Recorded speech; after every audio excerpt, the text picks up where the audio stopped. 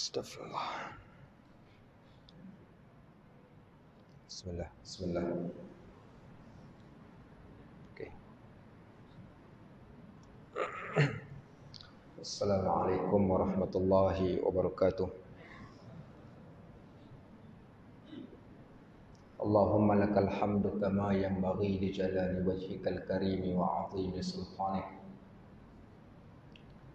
Lakal hamdu minas samawati wa minal ardh wa min ana syai'un min syai'un ba'd. Allahumma la nahsi sana'an 'alaita anta kama asnaita 'ala nafsik. Allahumma arinal haqqa haqq wa habibna ilayhi warzuqna ittiba'ah wa arinal batila batila wa karrihna ilayhi warzuqna ijtinabah.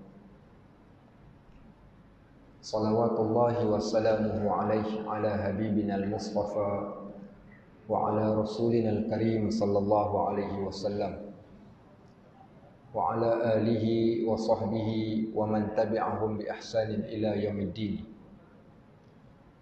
Allahumma faqihna fid din wa 'allimna at-ta'wil. Allahumma iftah 'alaina futuhal 'arifin bi hikmatik. Rabbana zidna 'ilman yanfa'una. Rabbana yassir wa la tu'assir wa tammim bil khair walhamdulillahi rabbil alamin. Wa ba'd. Makasih pada pengisi majlis yang diraikan yang berhormat Datuk Zaidi bin Atan Adun Serkam, yang berusaha, yang berbahagia Datin Sapiah binti Harun, YDP Majlis Perbandaran Jasin, pengurusi Masjid Ar-Rahman Kampung Pulai, ahli-ahli jawatan kuasa, Tuan Imam, pegawai syarak, muslimin dan muslimat, hadirin dan hadirat rahimakumullah.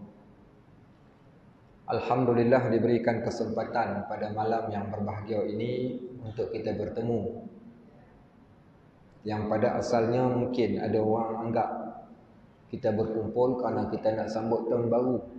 Mungkin ya, mungkin tidak. Dan pada asalnya saya ingat apa yang saya dijemput.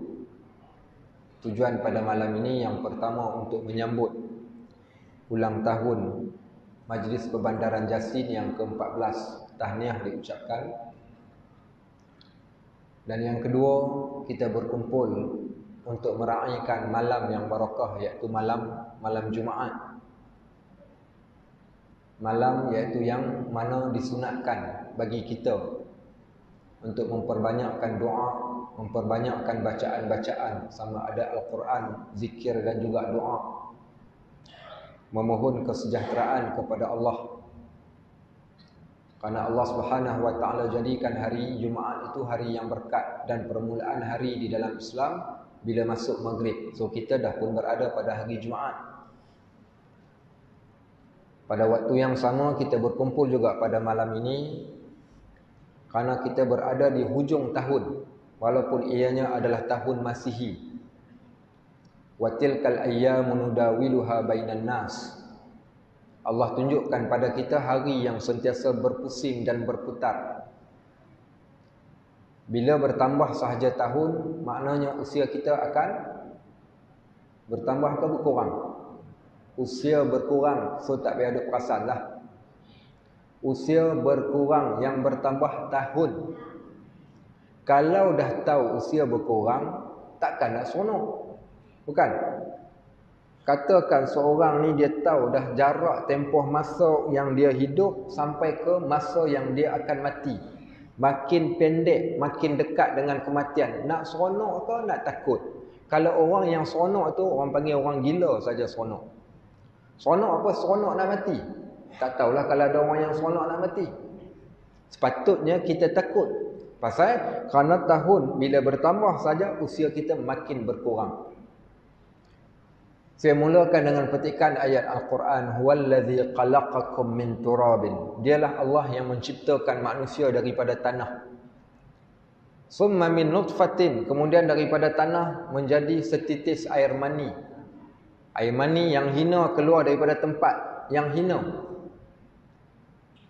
Kemudian Huwallazi khalaqakum min turabin summa min nutfatin summa min 'alaqah. Kemudian jadi segumpal darah ataupun zygote ataupun embrio. Summa yukhrijukum tiflan, kemudian dia keluar jadi seorang kanak-kanak. Dalam ayat yang lain Allah kata wallahu akhrajakum min butuni ummahatikum. Dialah Allah yang mengeluarkan kalian daripada perut mak kalian.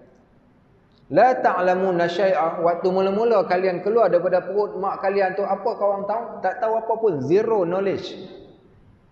Apa nikmat pertama mula-mula Allah bagi dekat kita? Mula-mula keluar daripada perut, apa benda yang pertama sekali? Nikmat pertama Allah bagi. Siapa nak jawab? Siapa boleh jawab, dia boleh balik dulu. Apa dia? Nikmat pertama mula-mula keluar daripada perut mak kita. Wallahu akhrajakum min butuni ummahatikum. Dialah Allah yang mengeluarkan kalian daripada perut mak kalian. La ta'lamuna syai'a, waktu mula-mula kamu keluar kamu tak tahu apa pun. Apa nikmat pertama sekali Allah bagi? Nikmat pertama adalah telinga. Wa ja'ala lakumus sam'a, Allah jadikan pendengaran. Ada orang kata menangis, tak, bukan menangis. Kalau keluar-keluar menangis, kalau menangis yang teramat, menangis kerap, itu bukan nikmat, itu musibat nama dia. Sampai nak kena pergi ketuk pintu buh nama Ahmad Al-Baq pasal menangis.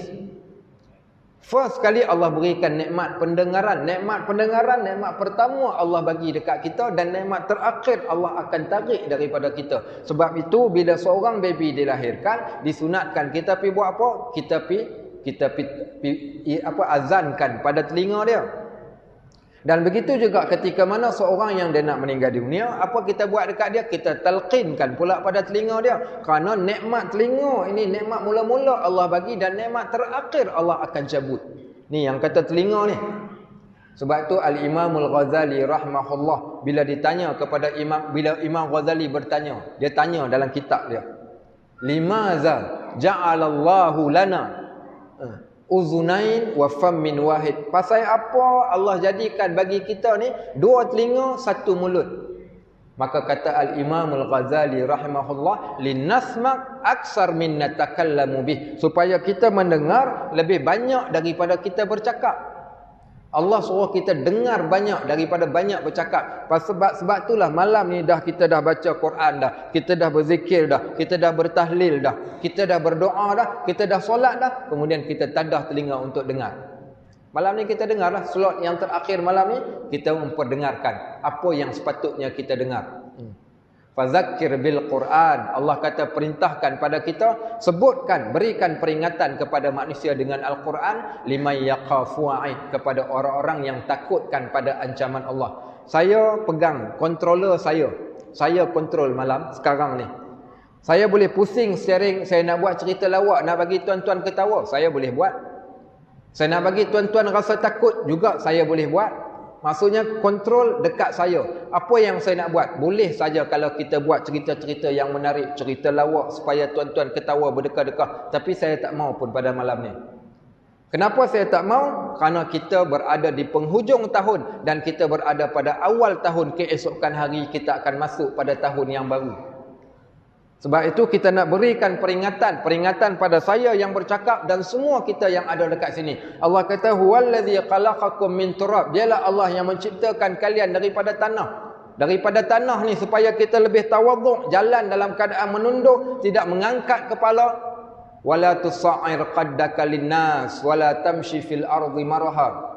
Jangan memandang ataupun memalingkan muka kalian daripada manusia kerana kesombongan. Wala tamshi fil ardi maraha, jangan berjalan di atas muka bumi dalam keadaan bongkak dan sombong.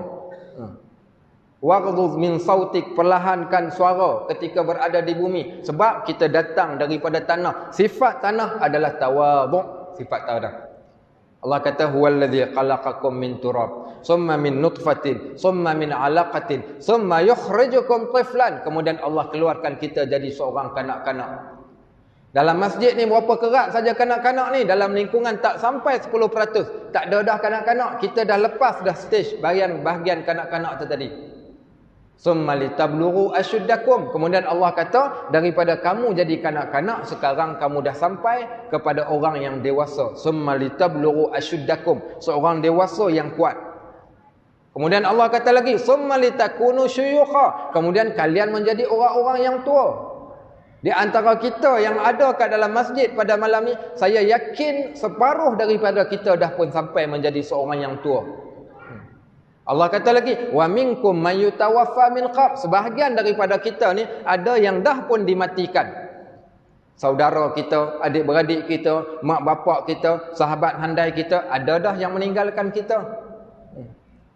Wa minkum may yutawaffa min qabl walitablughu ajalan musamma wa la'allakum taqilun. Sebahagian daripada kalian kami panjangkan tempoh usia dia pada satu keadaan tempoh masa yang telah ditetapkan, wa la'allakum taqilun. Mudah-mudahan kalian memikirkan tentang umur. Tu apa cerita kita? Kita nak cerita pasal umur. Pentingnya umur manusia. Seorang sahabat kami mengajar di Selangor. Mengajar di sebuah sekolah agama.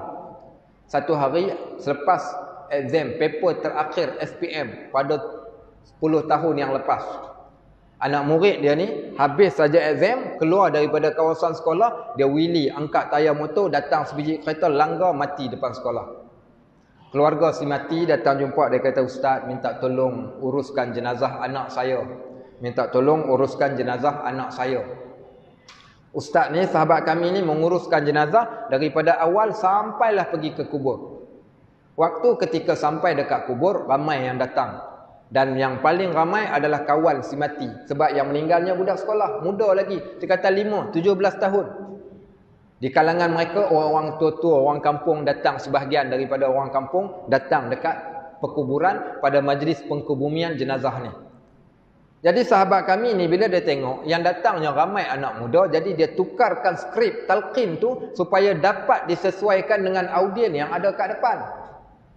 Apa dia kata, kamu anak-anak muda, jangan duk seronok sangat hidup.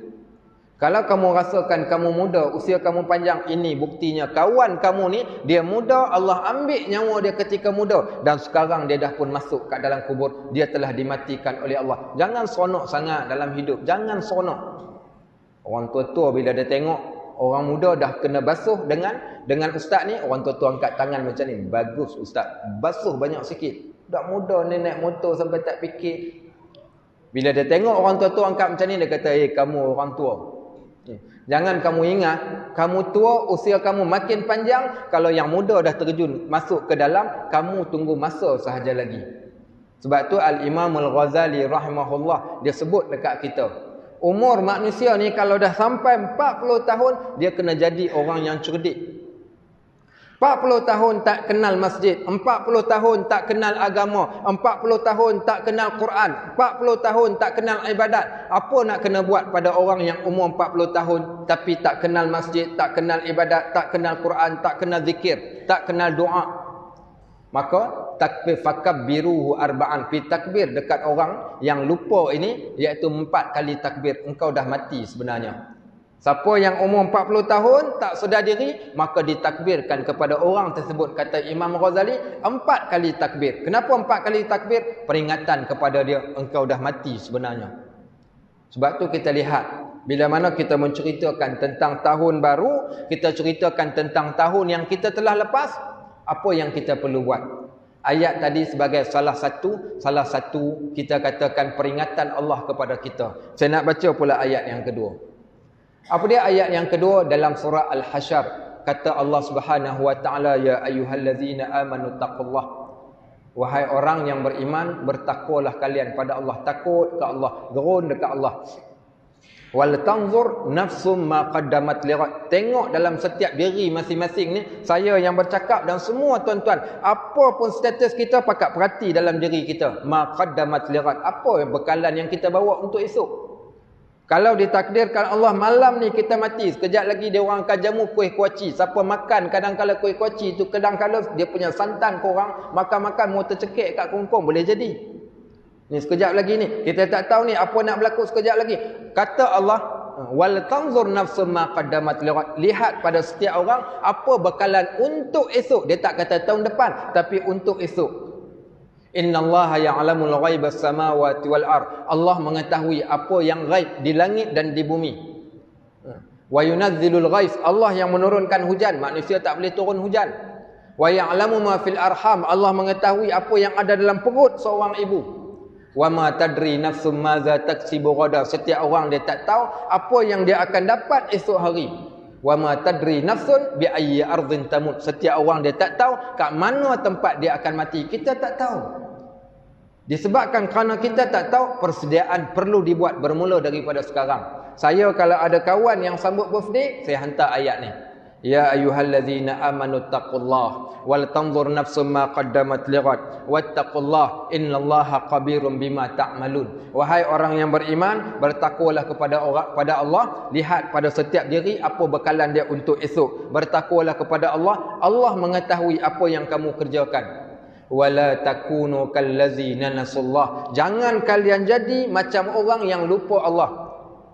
Wala takunu kallazina nasullaha fa ansahum anfusahum. Orang bila dia lupa Allah, Allah kata Allah akan jadikan dia lupa pada diri. Lupa pada diri, lupa pada amalan, lupa pada ibadat, lupa pada segala-galanya. Akhirnya dia hidup kat dalam dunia ini dalam keadaan lalai dan leka. Dan inilah kebanyakan apa yang berlaku. Apa kesan kalau kita lalai tak ingat Allah? Tukar tahun pun tak ingat Allah, bulan Januari tak ingat, bulan Februari tak ingat. Sedar tak sedar tahun berlalu begitu cepat. Rasa baru saja PKP bulan 3, bulan 4 yang lalu, tiba-tiba kita dah pun berada bulan 12. Lagi 4 bulan kita jumpa pula dengan bulan Ramadan. Waktu COVID-19 ni dah hampir 1 tahun, dah sampai hampir 1 tahun. Sedar tak? Tak perasan pun. Begitu cepat. Apa kesan kalau sekiranya seorang hamba tadi itu dia lupa pada Allah? Allah kata, "Wa man a'radha an zikri." Siapa yang berpaling daripada ingat aku, fa innalahu ma'isyatan dhanka. Kami jadikan kehidupan dia, hidup dia kami sempitkan hidup. Tuan-tuan, kita berada dalam keadaan sempit, kesempitan. COVID-19 ni kesannya tu kesan yang amat besar. Bukan sekadar kesan pada ekonomi, bahkan kesan kepada kehidupan seharian kita, sampai kehidupan kita di masjid, sampai beribadat. Sebelum ini kita boleh solat dalam keadaan dekat-dekat, sekarang dah tak boleh dekat. Ramai jemaah jumpa saya, nak salam dengan ustaz tak salam, nak salam tak salam, nak salam tak salam. Kita tengok dia duduk teragak-agak, salam sajalah, walaupun pada SOP-nya tak boleh salam. Bukan, tapi nak katakan kita sendiri hidup dalam keadaan susah.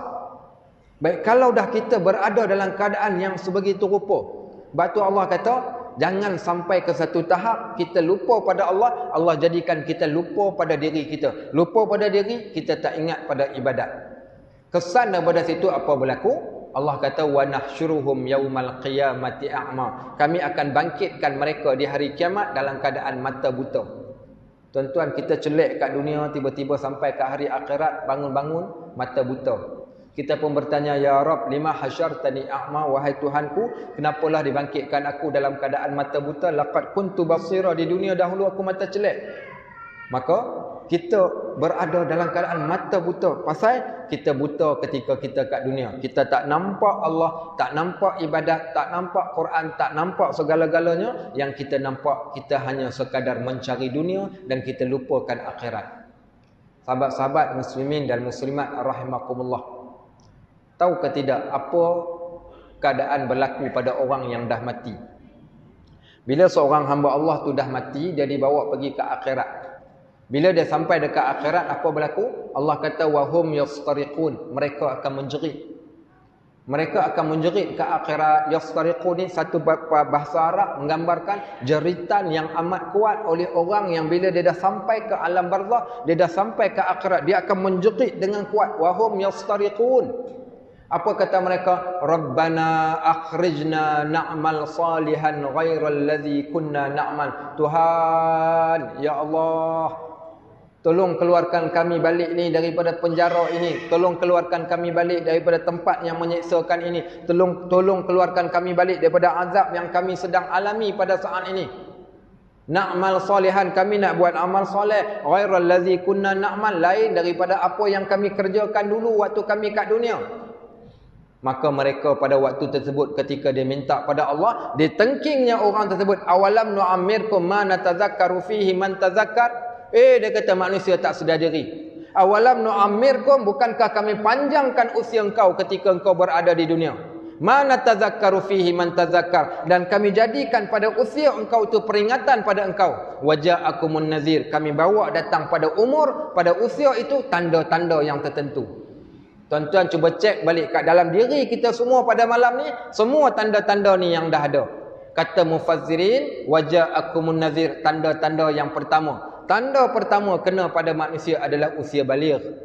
Waktu ketika mana kita baligh, perkara pertama yang kita kena tahu, kita pesan dekat anak kita, mat, engkau dah baligh, suara engkau dah garau. Maka ada di kanan engkau raqib dan juga atid yang akan mencatat. Mak tak boleh tolong, ayah tak boleh tolong lagi dah. Engkau buat baik ditulis pahala, engkau buat dosa ditulis dosa. Mak tak ada apa-apa lagi dah. Dah selesai dah bahagian mak, dah habis. Sekarang hal engkau, malaikat akan catat. Peringatan pertama. Biasa ketika usia baligh kita tak rajin, tak ingat sangi.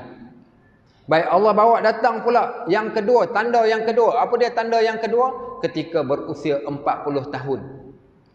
Second tanda dia, apa dia tanda yang datang pada kita? Usia 40 tahun, yang kita lihat majoriti kita dekat sini dah pun masuk kategori usia 40 tahun ini. Dalam surah Al-Ahqaf Allah ceritakan bagi orang yang telah mencapai usia 40 tahun. Apa kata Allah? Wa wasainal insana biwalidayhi ihsana. Hamalathu ummuhu kurha wa wada'athu kurha.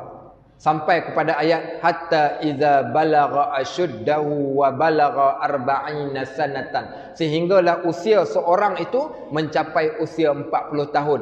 40 tahun disebut secara spesifik di dalam Al-Quran, menunjukkan awas kepada sesiapa yang berusia 40 tahun. 40 tahun dia dah kena memikirkan tentang akhirat dia.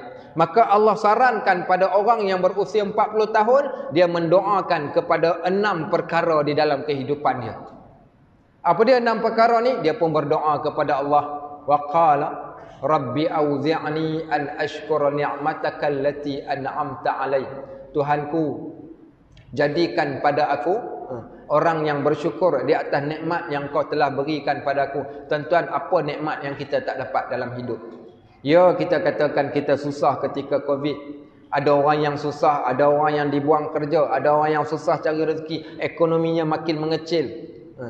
Pelbagai kesusahan yang kita alami. Susah-susah kita kat sini, kita tak susah sebagaimana sahabat kita yang berada di Syria. Saya pernah berada di Syria lama, hampir 5 tahun duduk dekat Syria. Sambung daripada Syria pergi pula ke Jordan. Saya pernah pergi ke Iraq, saya pernah pergi ke negara-negara Arab miskin yang lain. Kita melihat bagaimana kemiskinan yang berlaku kepada mereka, kemiskinan yang amat dahsyat. Siapa perhatikan video dalam sebulan yang lepas, satu video yang diviralkan seorang anak kecil daripada Syria. Seorang kameraman masuk ke Syria pada waktu tersebut, terjumpa dengan seorang budak lelaki dalam lingkungan usia 9 ke 10 tahun. Budak tu kata, "Ammu," dia panggil ammu ni dalam bahasa Arab, pakcik, "Ammu bidi syik minnak." Aku nak sesuatu benda daripada hang. Bidi atlub syik minnak, syik saghir, dia kata satu benda hak kecil saja nak minta tolong. Dia kata wa ana astahi, aku malu nak minta. Tapi dia kata kalau tak minta, dia kata aku teruk, aku terpaksa cakap. Dia kata ana wa ikhwati, dia kata aku dengan beberapa orang adik-beradik aku yang lain. Dia kata kami 3 hari dah tak makan.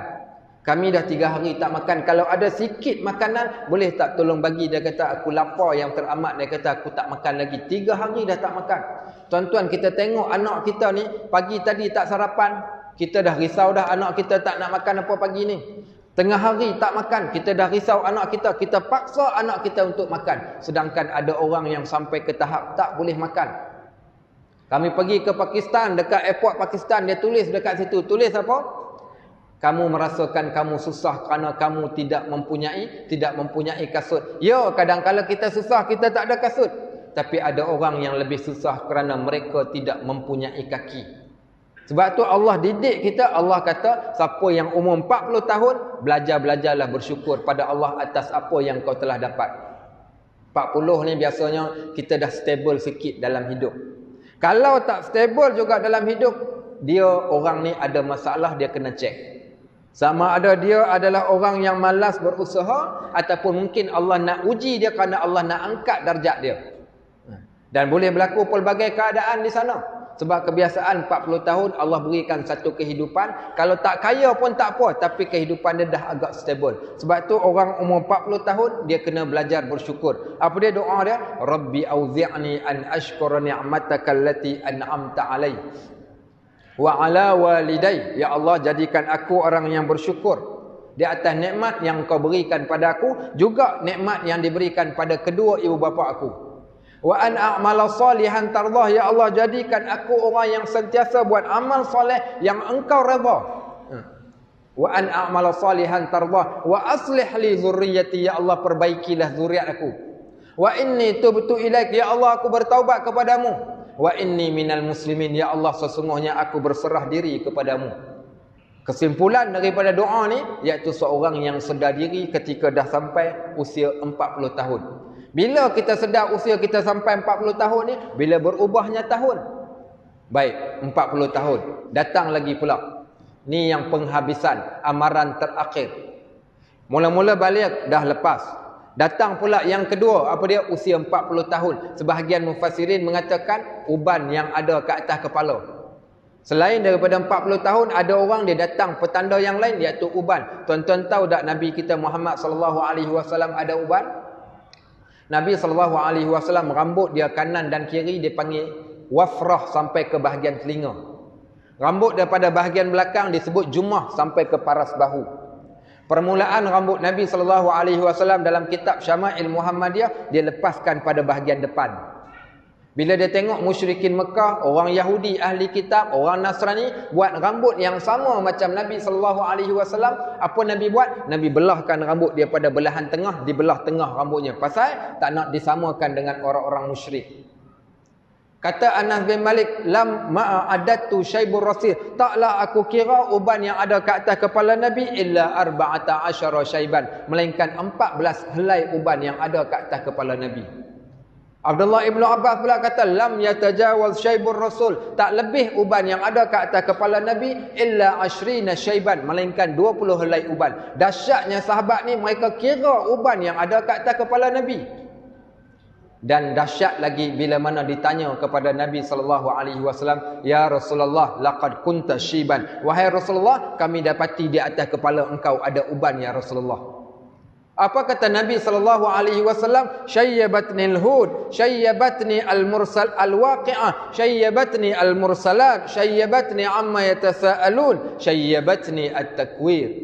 Kepala aku beruban disebabkan surah Hud. Tadi dibacakan oleh imam kita tadi tu, surah Hud lah tu.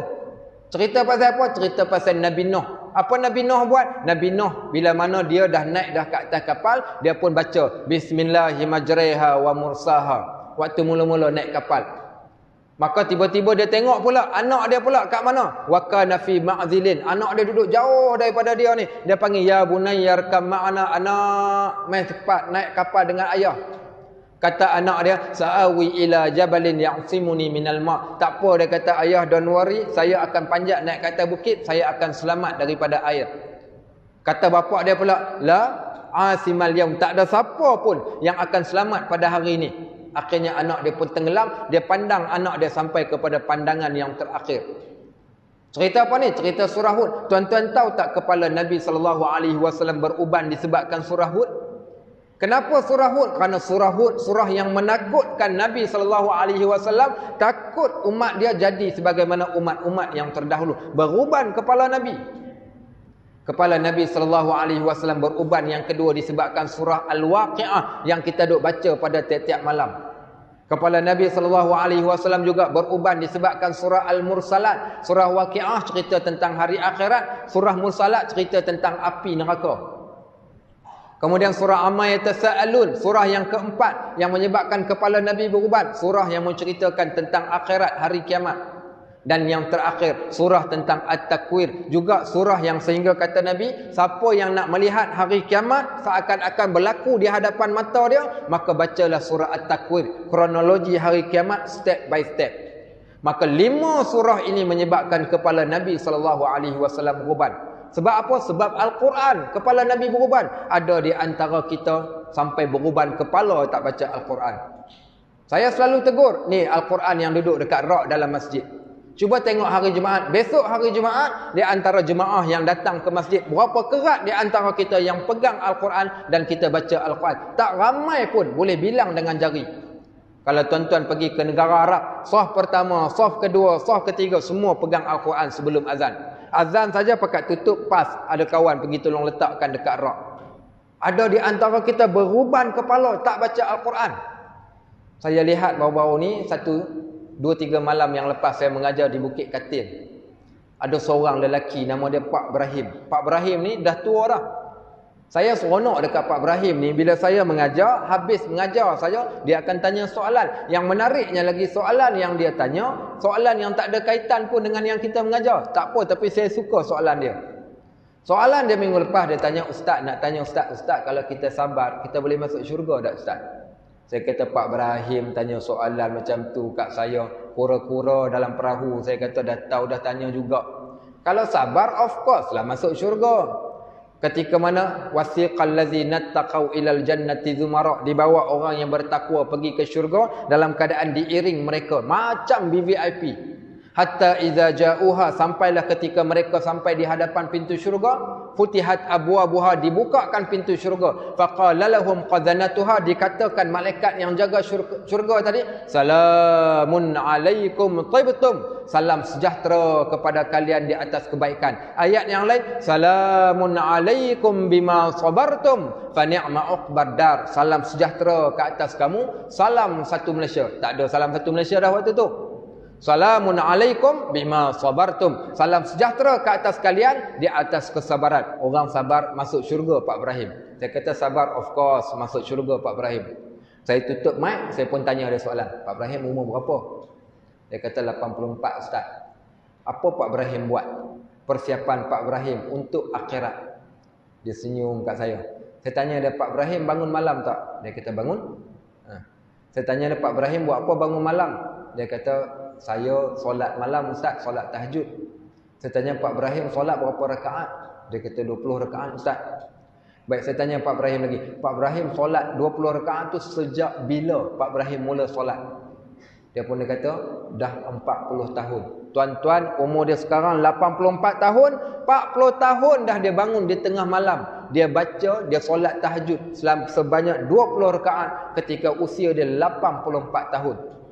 Ini tanda nak kenal orang yang baik, penghabisan yang baik, ahli syurga yang masih hidup dekat dunia, senang saja. Khairukum, sebaik-baik kalian, man tala umrahu, orang yang panjang umur, wa hasuna amalu, dan baik amalan dia. Panjang umur 70 tahun, 80 tahun, tapi amalan dia amalan yang paling terbaik. Tuan-tuan, kita kadang-kadang hari ini ramai di antara kita pangkat bapa-bapa umur 40 tahun, 50 tahun, 60 tahun. Kita nak tunggu bila masanya lagi? Sampai bila? Nabi SAW beruban kepala disebabkan kerana Al-Quran. Kita sampai beruban kepala pun kadang-kadang kita tak pegang pun Al-Quran. Bukan kita tak tahu. Ya'ti yaumal qiyamah Al-Quran syafi'un li sahibihi. Akan datang pada hari kiamat kelak, Al-Quran menjadi pemberi syafaat kepada orang yang bersahabat dengan Al-Quran. Jadi sahabat dengan Al-Quran. Sahabat dengan Al-Quran. Sebab apa? Dia membantu kita kat kubur sampai ke akhirat, sampai ke dalam syurga kita masih membaca Al-Quran. Al-Quran berada dengan Tuhan dia kat dalam kubur. Dia jadi penerang kubur, penyuluh kubur. Ketika mana kita dah masuk kat dalam syurga, Allah akan berkata, Iqra wartal kama turattilu fid dunya. Baca Quran, lagukan macam kamu baca di dunia dahulu. Kemudian dikatakan, Iqra wartaq, baca Quran dan naiklah ke atas. Fa inna manzilatika fil jannah, sesungguhnya tempat kamu di syurga, fi akhiri ayatin taqra'uha, berada pada ayat terakhir yang kamu baca di dunia. Minda kita kena ada minda akhirat. Minda kita kena ada minda akhirat. Tiap-tiap kali kita sambut tahun baru, jangan duk fikirkan dunia, tapi fikirkan juga akhirat. Saya ceritakan satu kisah, ada seorang lelaki. Kami cerita baru-baru ni, saya asal daripada Kedah, saya kira tuan-tuan dengar saya punya slang pun tuan-tuan tahu saya main daripada Kedah. Tu saya tak keluar habis lagi tu, saya takut tuan-tuan tak faham. Baik. Di Kedah ni orang buat sawah padi. Di Kedah ni ramai orang buat sawah padi, buat bendang kami panggil. Ada seorang lelaki ni nama dia Pak Mit. Pak Mit ni umur 70 tahun lebih dah Pak Mit ni. Apa Pak Mit ni buat? 70 tahun dah duk turun ke bendang, duk buat sawah padi lagi. Orang kampung ni duduk sebut macam-macam dekat dia, duk marah dekat dia. Apa tak guna punya Pak Mi. Bukan nak kata dia ni miskin mana pun tak miskin. Yang duk pergi turun buat kerja bendang, kerja kotor macam tu buat apa? Anak 8 orang semua berjaya. Anak ada yang doktor, ada yang engineer. Tapi dia duk turun lagi buat bendang, dah buat sawah padi. Orang kata anak-anak dia tak tolong ke? Sampai ke satu hari pergi tanya Pak Mi sendiri, nak dengar apa Pak Mi kata.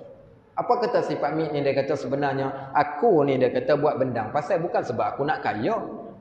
Aku buat bendang bukan sebab aku nak kaya. Aku buat bendang bukan sebab aku tak cukup duit. Aku memang dah cukup. Anak-anak bagi kat aku tiap-tiap bulan dah cukup sangat dah. Tapi dia kata aku buat bendang sebab satu benda. Tuan-tuan tahu tak, orang buat bendang dia akan bayar zakat. Orang yang buat bendang dia akan bayar zakat. Maka dia kata aku buat bendang ni sebab aku nak bayar zakat tiap-tiap tahun. Kalau aku tak buat bendang, aku tak bayar zakat. Bila aku buat bendang, aku bayar zakat. Bukankah zakat itu adalah satu pelaburan akhirat? Zakat itu tuntutan, sebab zakat menjadikan asbab dosa aku diampunkan dan aku boleh masuk ke syurga dengan sebab zakat itu tadi. Tuan-tuan jangan main-main dengan sedekah. Tuan-tuan tahu tak ni masjid ni? Masjid ni juga masih lagi memerlukan dana untuk tuan-tuan. Tuan-tuan tengok masjid yang tersergam indah, makmur dengan majlisnya, dalam keadaan keselesaan yang kita ada, dan pelbagai lagi keperluan-keperluan yang lain, wakaf-wakaf yang masih lagi terbuka. Ini semua saham kita bagi akhirat. Anas bin Malik dia pernah ceritakan, kami baca kitab Riyadhus Shalihin beberapa hari yang lepas. Kisah bagaimana Anas bin Malik ni dia kata ketika turun ayat wa anfiqu mimma razaqakumullah, infakkan, sedekahkan harta yang Allah telah berikan rezeki kepada kalian. Turun saja ayat ni, kata Anas bin Malik, kami sahabat ni bukan ada duit mana pun, kami tak kaya. Tapi disebabkan turun ayat suruh kami sedekah, apa kami nak buat? Maka kami pergi ambil upah bawa barang. Pasal apa kami pergi ambil upah bawa barang? Pasal bila kami ambil upah bawa barang, kami dapat duit. Bila kami dapat duit, maka bolehlah kami bersedekah. Maka dengan sedekah tersebut, innamas sadaqat tudfi'ul qataya kama yudfi'ul ma'un nar. Sesungguhnya sedekah itu memadamkan kesalahan dosa sama sebagaimana air memadamkan api. Tu sedekah tu. Seorang sahabat menangis datang jumpa Nabi bila Nabi suruh dia sedekah. Nabi suruh infak fi sabilillah. Dia datang, dia menangis, dia kata, ya Rasulullah, aku tak ada benda nak sedekah. Tak ada benda apa pun nak boleh sedekah. Nabi SAW tanya dia, apa ada dalam kocek? Dia kata, ya Rasulullah, tak ada apa. Dia pun keluar daripada kocek sebiji buah kurma. Sebiji saja ni buah kurma ni, habuan nak makan sekejap lagi. Nabi kata, bawa sini buah kurma kau. Dia pun tak tahu kenapa Nabi minta. Nabi ambil buah kurma tu, Nabi potong jadi 2. Kemudian Nabi ambil separuh, Nabi bagi balik dekat dia, Nabi ambil separuh. Apa kata Nabi? Tasaddaqu walau bisyiqqi tamrah. Sedekahlah kalian walaupun separuh biji buah kurma. Dalam riwayat yang lain, ittaqun nar walau bisyiqqi tamrah. Takutlah kamu kepada api neraka walaupun dengan separuh biji buah kurma. Nabi nak didik sahabat ni supaya mereka menjadi orang yang selalu bersedekah. Itu cerita bukan sekadar tu. Kadang kalau Pak Mit tadi tu, apa tujuan dia buat bendang? Sebab kerana nak bayar zakat. Sampai macam tu, kerana nak bayar zakat. Itulah tujuan kenapa dia buat bendang. Maknanya dalam kepala otak ni selalu fikirkan tentang akhirat. Apa bekalan yang kita nak bawa untuk akhirat. Ada satu kisah dalam hadis Nabi SAW. Kisah ni menarik ni. Orang Fakam ni mesti banyak tanah punya. Kisah ni dalam cerita hadis ni hadis yang sahih. Seorang sahabat dia ada satu potong tanah. Satu potong tanah. Berapa saiz Allahu a'lam, dia tak diceritakan. Sepotong tanah yang dia ada ni ada seorang hamba Allah, sahabat juga, pergi tanam satu batang pokok kurma ke atas tanah dia.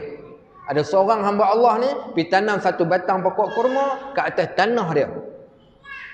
Pokok kurma tu besar sampai keluar buah. Dia tengok-tengok, ni ada pokok orang ni, pokok ni aku tak tanam, orang lain yang tanam. Siapa yang tanam? Siasat punya siasat. Dia tahu dah rupanya ada kawan dia yang lain pergi tanam pokok kurma di atas tanah kepunyaan dia pada waktu tersebut. Dia tahu siapa punya pokok, dia pun pergi jumpa. Dia kata, tuan, dia kata minta maaf lah. Macam ni lah, saya pun tak nak panjang-panjang cerita. Okey, ni ayat saya lah ni. Cerita hadisnya dia lebih rasmi sikit, tapi saya nak bagi tuan-tuan faham, saya buat pakai bahasa saya. Kata sahabat ini, dia kata, tuan, saya tak mau panjang cerita, macam ni lah. Dia kata tanah ni tanah saya punya. Pokok tuan yang pergi tanam kat atas tanah saya. Pada asalnya ni kira hak saya lah. Tapi tak apa macam ni. Boleh tak saya nak beli pokok kurma ni?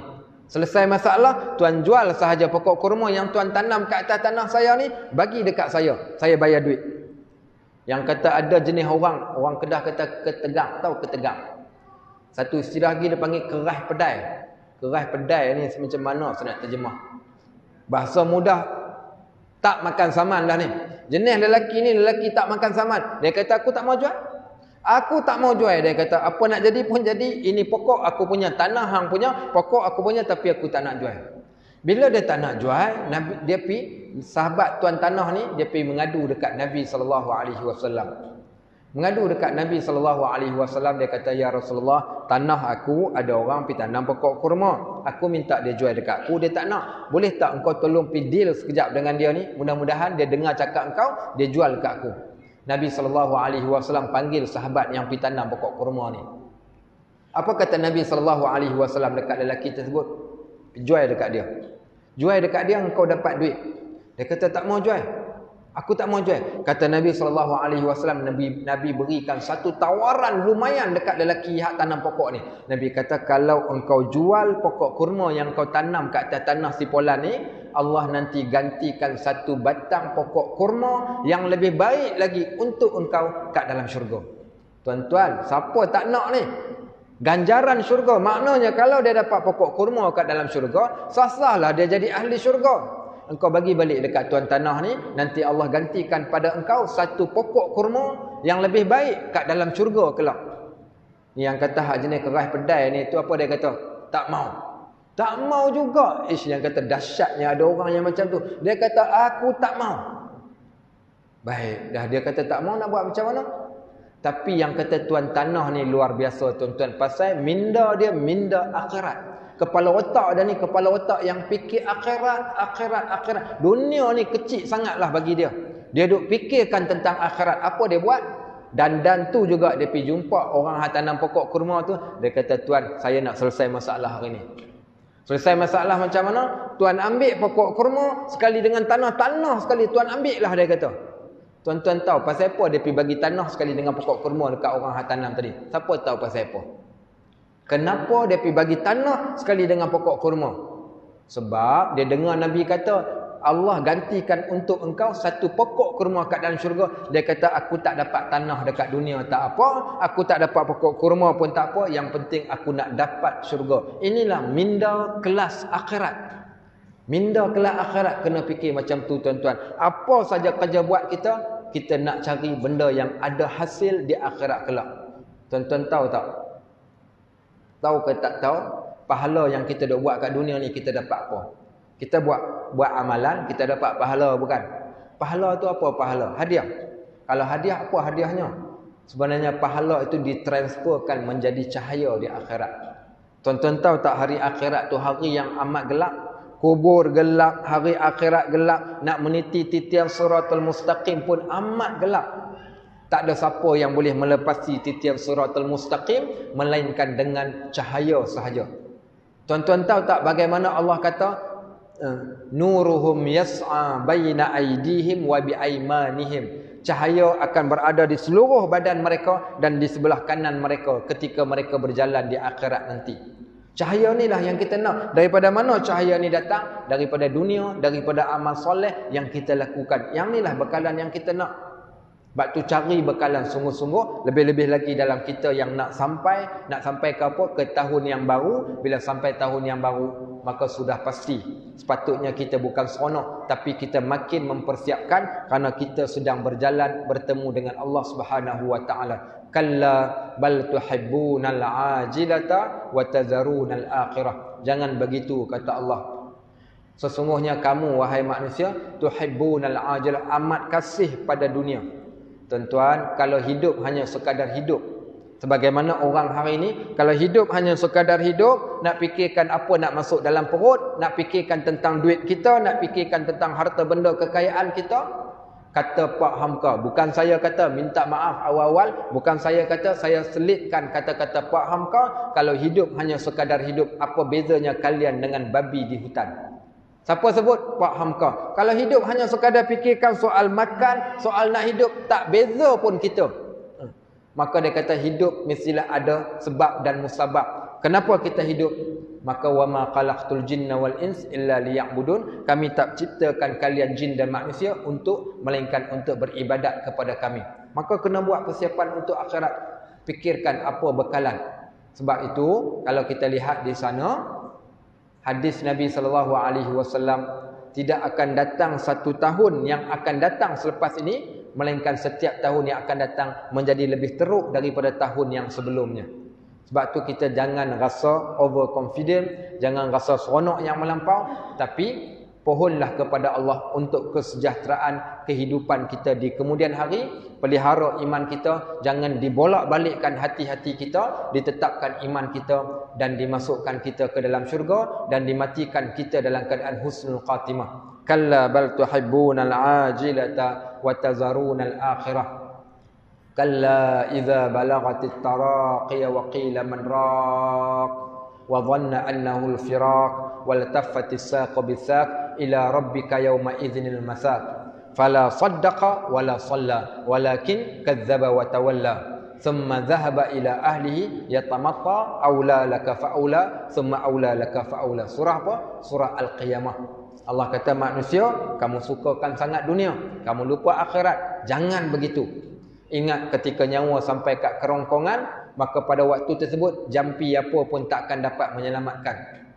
Dan apa berlaku pada waktu tersebut? Ketika nyawa sampai kat kerongkong, malaikat akan berkata, pi cari siapa boleh tolong. Waktu tu kita tahu kita akan mati, dan kaki kita dah mula dah duk menendang, dah jadi nazak. Waktu kena tarik nyawa, ditengking kita, engkau tidak percaya, tak ada sedekah, tak ada solat, tak ada amal ibadat. Akhirnya kita dimasukkan ke dalam neraka, wal'ayazubillah. Mudah-mudahan insya-Allah peringatan ini saya peringatkan untuk diri saya dan juga pada seluruh muslimin dan muslimat. Maka carilah bekalan untuk akhirat dan perbaiki urusan dunia kita. Pohonlah doa pada Allah. Allahumma jma' hadza jam'ana jam'an marhuma wa tafarraqna min ba'dihi tafarruqan ma'suma wa la taj'al lana syaqiyyan wa la mahruma wa la matruda. Allahumma ya arhamar rahimin, di antara kami ada yang meminta, ya Allah perkenankan permintaan mereka. Di antara kami ada yang memohon, berikan permohonan mereka ya Allah. Di antara kami ada yang lemah, Engkau kuatkan mereka ya Allah. Di antara kami ada yang sedih, Engkau bahagiakan mereka ya Allah. Di antara kami ada yang miskin, Engkau kayakan mereka ya Allah. Di antara kami ada yang susah, Engkau senangkan mereka ya Allah. Di antara kami ada yang sakit, Engkau sembuhkanlah mereka ya Allah. Birahmatika ya arhamar rahimin. Rabbana la tu'akhidhna in nasina aw akhtana. Rabbana wa la tahmil alaina isran kama hamaltahu ala alladhina min qablina. Rabbana wa la tuhammilna ma la taqata lana bih wa'fu 'anna waghfir lana warhamna anta maulana fansurna 'alal qaumil kafirin. Rabbana atina fid dunya hasanah wa fil akhirati hasanatan wa qina 'adzabannar. Wa sallallahu ala sayyidina Muhammad wa ala alihi wa sahbihi wasallam. Walhamdulillahirabbil alamin. Sekali lagi ucapan terima kasih pada Datin Sapiah binti Harun atas jemputan dan juga Datuk Zaidi bin Atan sudi bersama-sama dengan kami. Barakallahu fikum wa jazakumullahu khairan katsira. Wassalamualaikum warahmatullahi wabarakatuh. Waalaikumsalam warahmatullahi wabarakatuh. Dikala ceramah yang telah disampaikan oleh Al-Fadhil Ustaz Najib bin Kasir atas kemudian majlis semoga apa yang disampaikan tadi dapat menjadi panduan dan pedoman di dalam kehidupan kita sehari-hari kita, insya-Allah. Yang mepada tuan-tuan dan puan sekalian, sebelumnya sampai lagi dari majlis yang baik sekali. Majlis dengan sehormatnya menyebut kepada Encik Muhammadin bin Isyam, pegawai pengarah Jabatan Kawal dan Bangunan Majlis Badan Jazid bagi diri ini yang